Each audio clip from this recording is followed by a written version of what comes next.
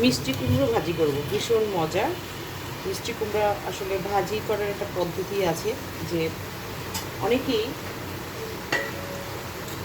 মিষ্টি কুমড়াটা একদম ভেঙে ফেলে, একদম ভর্তা ভর্তা করে ফেলে, পানি উঠে যায়, নানান রকম প্রবলেমে পড়ে যায়। কিন্তু আমি যেভাবে মিষ্টি কুমড়া ভাজিটা করি, তাতে অনেক টেস্টিও হয়, আর খুব সুন্দরভাবে ভাজিটা করে নিতে পারি। যে মিষ্টি কুমড়াগুলোকে ঠিক এরকম টুকরো করে নিয়েছি, দেখুন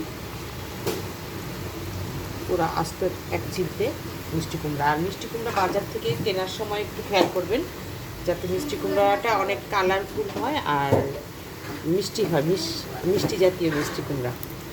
এখানে দিয়ে দিচ্ছি পরিমাণ অনুযায়ী তেল, রান্নার তেল।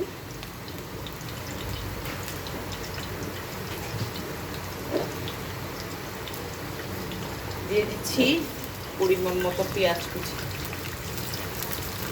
পেঁয়াজ কুচিটা যে একেবারে বেশি করে দিতে হবে এমন কোনো কথা নেই, একটু সামান্য কিছু কাঁচামরিচ কুচি, আর কিছু না,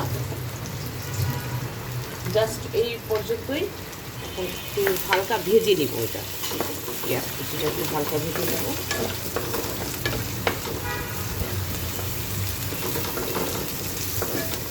আসলে এই মিষ্টি কুমড়া ভাজিটা খুব সিম্পল একটা রেসিপি হলেও এটা কিন্তু খেতে অনেক মজা। আর এটা ফ্রাই করাটা একটু জানতে হয়, না জানা থাকলে অনেকেই জানেন না এটার ভাজিটা।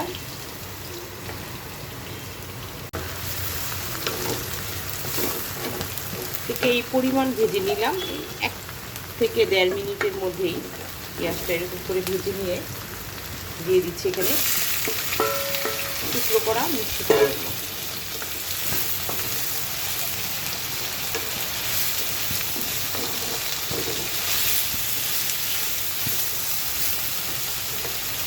এর মধ্যে এখন দিয়ে দিব স্বাদ মতো লবণ, আর ফালি করা আবারও কাঁচামরিচ।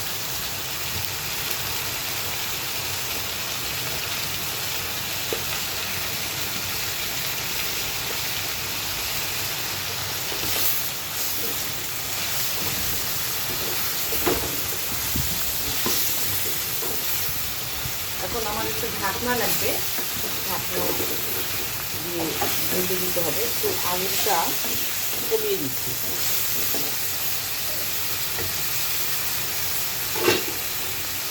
সামান্য পরিমাণ হলুদের গুঁড়া দিব। এই মিষ্টি কুমড়া ভাজিটা আপনি রুটি, ভাত দুটোর সাথেই খেতে পারবেন, বা পরোটা, লুচি সব কিছুর সাথে।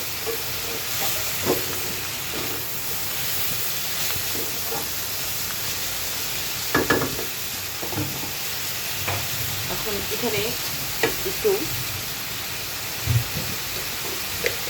1 চা চামচ পরিমাণ চিনি দিয়ে দিব।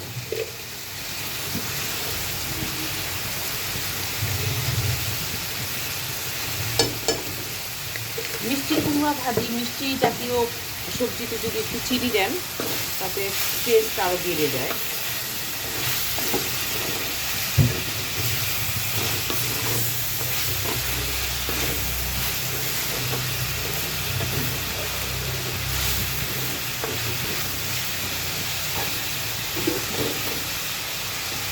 ঢাকনা দিয়ে ঢেকে দিচ্ছি, আর চুলোর আগুনটাকে একটু কমিয়ে দিলাম আরও, এতে করে মিষ্টি কুমড়োটা আস্তে আস্তে সেদ্ধ হবে। তবে এটা 3-4-5 মিনিটের জন্য ঢাকনা দিলাম। অনেকে ভাবতে পারেন যে মিষ্টি কুমড়াতে চিনি পরে দিলেও হতো, আমি প্রথম দিকেই দিয়ে দিই, অনেকে শেষের দিকে দিয়ে দেয়।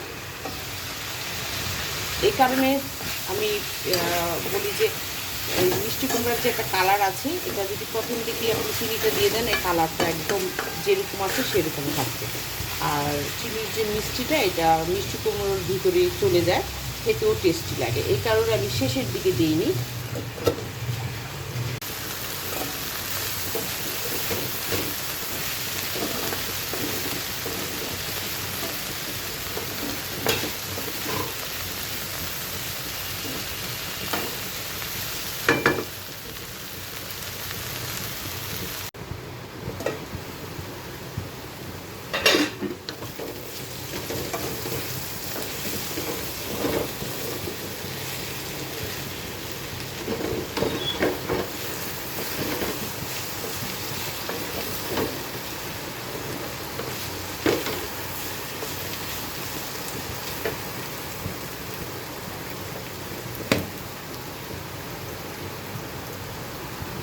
সেদ্ধ হয়েছে, আর একটু সেদ্ধ করতে হবে ভাজিটা।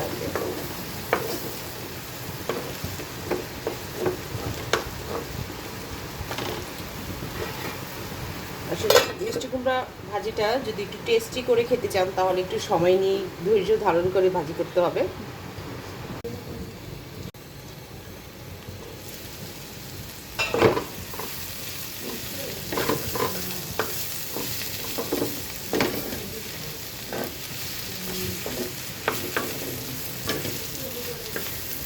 দেখতে হবে একটু মিষ্টি কুমড়োটা সিদ্ধ হয়ে গিয়েছে নাকি। একদমই সিদ্ধ হয়ে গিয়েছে। এখন এই পর্যায়ে আমি এখানে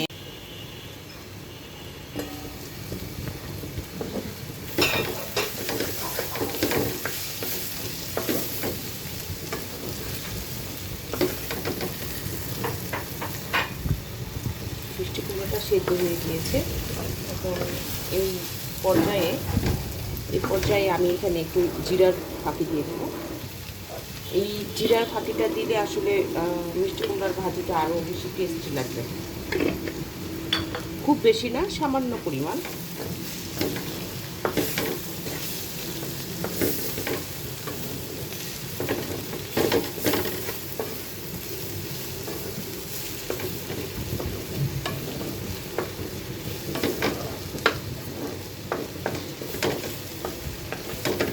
আবার একটু ঢাকা দিয়ে ঢেকে দিলাম কিছুটা সময়ের জন্য।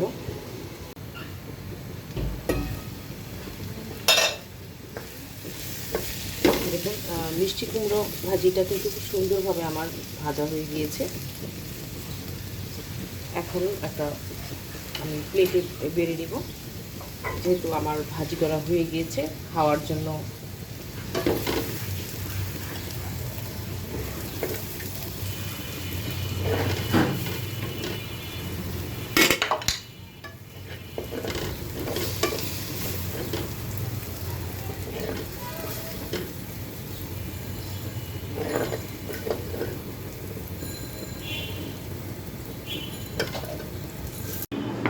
এই তো হয়ে গেল আমার দারুণ মজার মিষ্টি কুমড়ো ভাজি। মজার এই রেসিপিটি আপনাদের কাছে কেমন লাগলো এবং ভিডিওটি কেমন লাগলো সেটি জানিয়ে অবশ্যই আমাকে কমেন্টস করবেন, আর অন্যদের সঙ্গে বেশি বেশি করে শেয়ার করবেন। আমার এই সাবাস হেলদি কিচেনের প্রতিটি রেসিপি খুবই কি বলবো লোভনীয়। আপনারা দেখবেন, অবশ্যই ভালো লাগবে। এক একটা জেলার রান্না এক এক রকম, তবে আমি আমার নিজের ডিস্ট্রিক্টের রান্না করা ছাড়াও আমি বিভিন্ন মজার রান্না করে থাকি বিভিন্ন ডিস্ট্রিক্টে। আপনারা প্লিজ একটু দেখবেন, ভীষণ ভালো লাগবে আশা করি। তো আজ আর কথা নয়, সবাই ভালো থাকবেন, সুস্থ থাকবেন, সুন্দর থাকবেন। আল্লাহ হাফেজ।